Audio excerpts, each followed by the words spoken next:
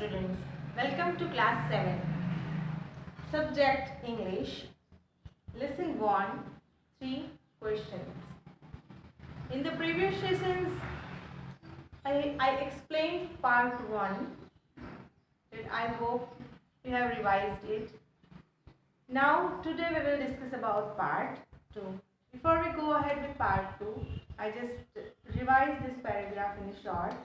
That the king wanted to find the answers of these 3 questions. Now many wise persons gave different answers, but the king was not satisfied with them. So he decided to take an advice of a certain hermit who was widely known for his wisdom. And then he went into the forest to meet the hermit, who was very old and weak. He went alone without his horse and his bodyguard. Now, what happened in part 2? Let's see. Okay, let's see part 2. Let's see the last line of part 1. Here comes someone running, said the hermit. When the last time the king asked the questions to the hermit, that time the hermit said, here comes someone running. कोई आ रहा है दौड़ता हुआ.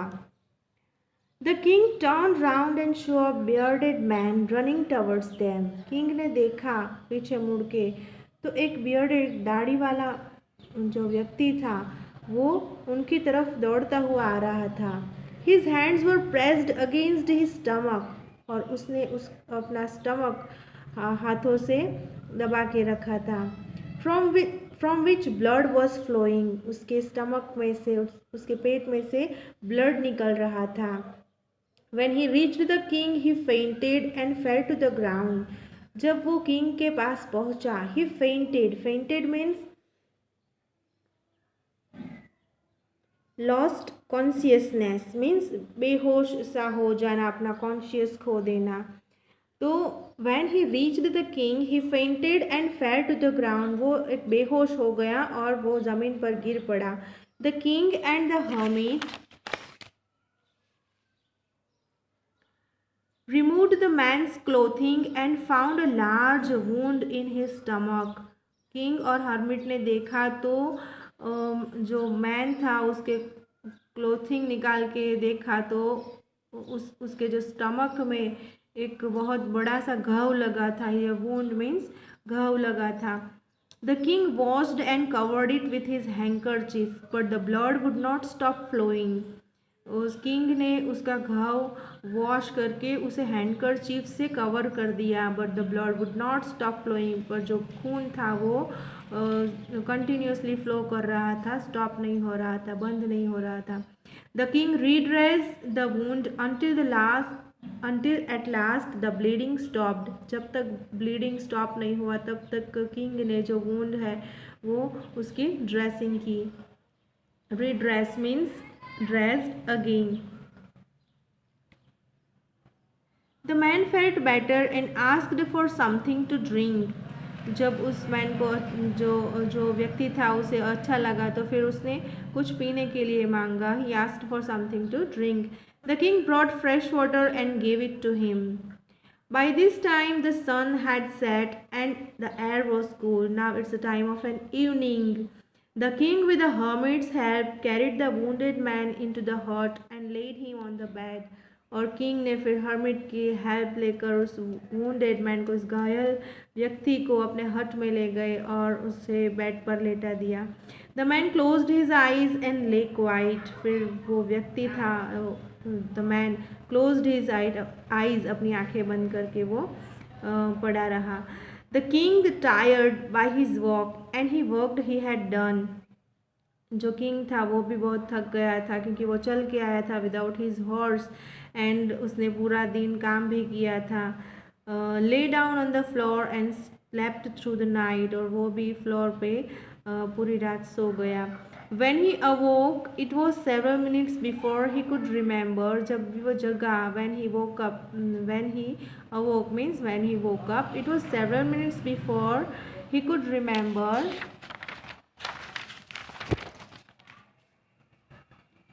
where he was or who the strange bearded man lying on the bed was। उसने याद करने की कोशिश की कि वो कहाँ था और वो जो strange bearded man था वो कौन था। Forgive me, said the bearded man in a weak voice। जो दाढ़ी वाला व्यक्ति था उस वो कहता है किंग से कि forgive me मीन्स मुझे माफ़ कर दो, pardon me। When he showed that the king was awake, जब उसने देखा कि किंग जाग गए हैं तो उन्होंने उनसे माफ़ी मांगी। I do not know you and have nothing to forgive you for, the king said. King ने कहा कि ऐसा कुछ भी नहीं हुआ है कि जिसकी वजह से आपको मुझसे माफ़ी मांगनी पड़े। किंग ऐसा किसको कहते हैं? वो उस बियर्डेड मैन को। You do not know me but I know you, the man said. You do not know me कि आप मुझे नहीं जानते, बट आई नो यू पर मैं आपको जानता हूँ। I am that enemy of yours who swore revenge on you. Here swore is the past form of swear means कसम लेना, सौगंध लेना। तो I am that enemy of yours, मैं आपका दुश्मन हूँ कि जिसने स्वॉर रिवेंज ऑन यू कि जिसने आपसे बदला, रिवेंज मीन्स बदला लेने की कसम खाई है। मैं आपका दुश्मन हूँ कि मैंने आपसे बदला लेने की कसम खाई है। Because you put my brother to death and seized my property, because आपने मेरे ब्रदर को मार डाला और हमारी जो प्रॉपर्टी है वो सीज कर ली, मीन्स आपने हड़प ली। सीज करना मीन्स टुक बाय फोर्स, ज़बरदस्ती ले लेना। I knew you had gone alone to see that hermit, and I made up my mind to kill you on your way home। मुझे पता लगा कि आप उस हर्मिट के पास अकेले ही जा रहे हो, तो मैंने I made up my mind, तो मैंने निश्चय कर लिया आपको मारने का कि जब भी आप घर वापस लौटेंगे तो मैं आपको मार डालूँगा। But the day passed and you did not return, पर दिन बीतते गए पर आप वापस नहीं आए। दिन बीता पर आप वापस नहीं आए। So I left my hiding place and I came upon your bodyguard who recognized me and wounded me. But so I left my hide, जो फिर मैंने जो मैं जहाँ पे छुपा था वो प्लेस से निकल कर आई came upon your bodyguard who recognise me, मैं आपके बॉडी गार्ड के पास गया, उसने मुझे पहचान लिया, एंड वुंडेड मी और मुझे घायल कर दिया। I escaped from him but I should have died if you had not dressed my wounds। मैं उससे तो छूट गया, आई एस्केप्ड फ्रॉम हिम, मैं उससे छूट कर भाग गया, but I should have died if you had not dressed my wounds, पर जो आपने मेरा ड्रेस नहीं किया होता, मेरे ड्रेसिंग नहीं किया होता, मेरा वुंड ठीक नहीं किया होता तो शायद मैं मर जाता। I wished to kill you and you have saved my life. मैंने तो आपको मारने की इच्छा रखी थी लेकिन आपने तो मेरी लाइफ बचा ली। Now if I leave I will serve you as your most faithful servant and will order my sons to do the same. Forgive me. और वो आदमी, वो मैन जो बोलता है कि इफ़ आई लिव, जो मैं ज़िंदा रहा, I will serve you as your most faithful servant, तो मैं आपका सबसे विश्वासु नौकर बनकर आपकी सेवा करूँगा। And will order my sons to do the same, और मैं अपने पुत्रों को भी ऐसा ही करने के लिए ऑर्डर दूँगा। फॉरगिव मी, मुझे माफ़ कर दो। Forgive me means pardon me. The king was very happy to have made peace with his enemy so easily। तो किंग तो बहुत खुश हो गया कि उसने अपने एनिमी के, अपने दुश्मन के साथ ईजीली शांति बना ली और जो दुश्मनी है वो मिटा दी। And to have won him over as a friend, और उसने अपना मित्र भी बना लिया, उसे जीत कर अपना मित्र बना लिया।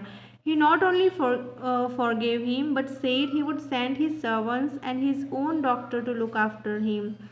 किंग ने उसे सिर्फ माफ़ ही नहीं किया बट उसे ऐसा भी कहा कि वो अपने नौकरों को आपके पास भेजेगा और जो उनका जो डॉक्टर है उसे भी उनकी संभाल रखने के लिए भेजेगा। But he promised to give back, and he promised to give back the man his property, और उस मैन को उसकी प्रॉपर्टी जो सीज्ड कर ली थी किंग ने, वो भी वापस देने के लिए प्रॉमिस कर दिया। Now leaving the wounded man, the king went out of the hut and looked around for the hermit। और फिर उस वुंडेड मैन को छोड़कर जो किंग था वो हट की तरफ गया and looked around for the hermit, और जो हर्मिट को देखने लगा। Before going away he wished once more to get answers to his questions. वो जाने से पहले फिर से वो अपने जो क्वेश्चंस थे उसका आंसर पाने की इच्छा रखता था। The hermit was on his knee sowing seed in the beds that had been dug day before. जो हर्मिट था उसने जो अगले दिन जो खड्डे गोड़े थे उसमें वो सीड्स जो बीज था वो रो शोइंग कर रहा था। The king went up to the hermit and said, "For the last time I beg you to answer my questions, wise man." जो किंग है वो hermit के पास जाकर फिर से पूछता है, फॉर द लास्ट टाइम, मैं लास्ट टाइम आपको पूछता हूँ, I beg you to answer my questions, मैं आप मुझे मेरे क्वेश्चंस के आंसर दे दीजिए please wise man, please wise man, I beg you to answer my questions. मैं अपने आंसर्स के लिए आपसे बैग करता हूँ, आपसे भीख मांगता हूँ, please give the answers of my questions. Okay, now we will continue with this story in the next session. You just read the story from your textbook. Thank you.